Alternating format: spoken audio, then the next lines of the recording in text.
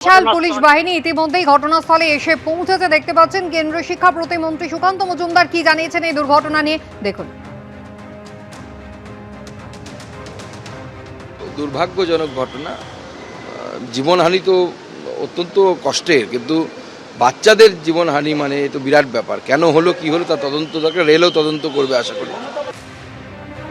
রেলও তদন্ত করবে এমনটাই বলছেন কেন্দ্রীয় শিক্ষা প্রতিমন্ত্রী সুকান্ত মজুমদার। ইতিমধ্যেই তদন্তকারী দল তারা রওনা দিয়ে দিয়েছেন ঘটনাস্থলের উদ্দেশ্যে, এমনটাই জানা যাচ্ছে। অরিত্রিক ভট্টাচার্য বলবেন আরো বিস্তারিত। অরিত্রিক, এখন এই মুহূর্তে রেলের তরফ থেকে যেটা মূল দেখার বিষয় যে এই দুর্ঘটনা কি করে ঘটলো, এবং সেটা দেখার জন্য যেহেতু তুমি বুঝতে পারছো বর্ণ সুবর্ণ যে জায়গায় গোবিন্দপুর রেলগেট যেখানে এই ঘটনাটি ঘটেছে, সেখানে এখনো প্রচুর মানুষের জমায়েত রয়েছে এবং তারা খুব স্বাভাবিক কারণেই তারা অত্যন্ত ক্ষুব্ধ।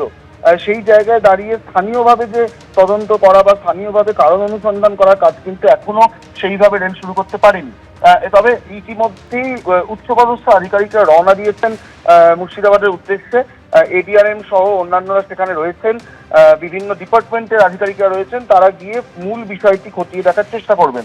তবে দুটো সম্ভাবনার কথা প্রাথমিকভাবে রেলকর্তারা মনে করছেন। তার একটি হচ্ছে ম্যানুয়াল এরর, যে দাবি কিন্তু স্থানীয়দের তরফ থেকে আসছে, যে রেল গেট যিনি অপারেট করছিলেন তিনি সচেতন ছিলেন না, কোনোভাবে তিনি ভুল করেছেন, তিনি রেলগেট ফেলতে যে তার দায়িত্ব পালন, যে রেলগেটকে নামানো, সেই দায়িত্ব পালনে ভুল করেছেন, সেটি একটি সম্ভাবনা। দ্বিতীয়টি হচ্ছে যদি কোনো রকম যান্ত্রিক কোনো মালফাংশন হয়ে থাকে, যান্ত্রিক কোনো ত্রুটি হয়ে থাকে, সেটাও একটি সম্ভাবনার জায়গা, যেটা কিন্তু খতিয়ে দেখতে হবে। আপাতত রেলকর্তারা সেখানে পৌঁছচ্ছেন, তারা ইতিমধ্যেই হাওড়া থেকে বিশেষ ট্রেনে সেখানে রওনা দিয়েছেন।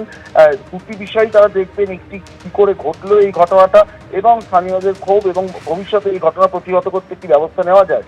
তবে রেলের তরফ থেকে আপাতত দাবি করা হচ্ছে যে পূর্ব রেলের অন্তর্গত যতগুলি অংশ রয়েছে সেখানে কিন্তু কোনো আনম্যান্ড রেলগেট এই মুহূর্তে নেই। তার ফলে প্রত্যেকটি রেলগেটে গেটম্যান রয়েছেন, রেল কর্মী রয়েছেন। তারপরেও কি করে এই দুর্ঘটনা ঘটলো, মর্মান্তিক দুর্ঘটনা ঘটলো, এবং এতজন পড়ুয়ার মৃত্যু এবং আহত হওয়ার ঘটনা, সেইটা নিয়ে কিন্তু রেলও উদ্বিগ্ন, এবং সেই জায়গা থেকেই তারা উচ্চপদস্থ আধিকারিকদের পাঠিয়ে পুরো বিষয়টি কি হয়েছে বোঝার চেষ্টা করছেন। অরিত্রিক, ধন্যবাদ। ভুয়ো পরিচয়পত্র বানিয়ে 5 বছর কলকাতায় আস্তানা, পুলিশের জালে এবার আফগান নাগরিক জামিল খান নামে আফগান নাগরিককে গ্রেফতার করেছে ভবানীপুর থানার পুলিশ। 2021 সালের ফেব্রুয়ারিতে 3 মাসে ভিসার মেয়াদে কলকাতায় আসেন জামিল। 2021-এর মে মাসে তার ভিসার মেয়াদ শেষ হয়। ভিসার মেয়াদ উত্তীর্ণ হওয়ার পরও ভবানীপুর এলাকায় জামিল থেকে যান। তৈরি করে ফেলেন ভুয়ো আধার, ড্রাইভিং লাইসেন্স। দাবি পুলিশের। সিকিউরিটি কন্ট্রোল অর্গানাইজেশনের নজরে আসে জামিল। সিকিউরিটি কন্ট্রোল অর্গানাইজেশনের তরফে তাকে জিজ্ঞাসাবাদ করা হয়।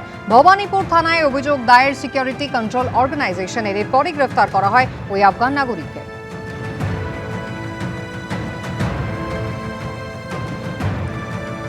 ভুয়ো পরিচয়পত্র বানিয়ে 5 বছর কলকাতায় আস্তানা গেড়েছিল আফগান নাগরিক। পুলিশের জালে এবার ধরা পড়ল জামিল খান।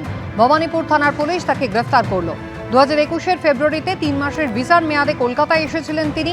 মে মাসে 2021 সালে তার ভিসার মেয়াদ শেষ হয়। এরপরও ভবানীপুর এলাকায় তিনি থেকে যান এবং ভুয়ো আধার কার্ড, ভুয়ো ড্রাইভিং লাইসেন্স তিনি তৈরি করে ফেলেন, এমনটাই পুলিশের দাবি।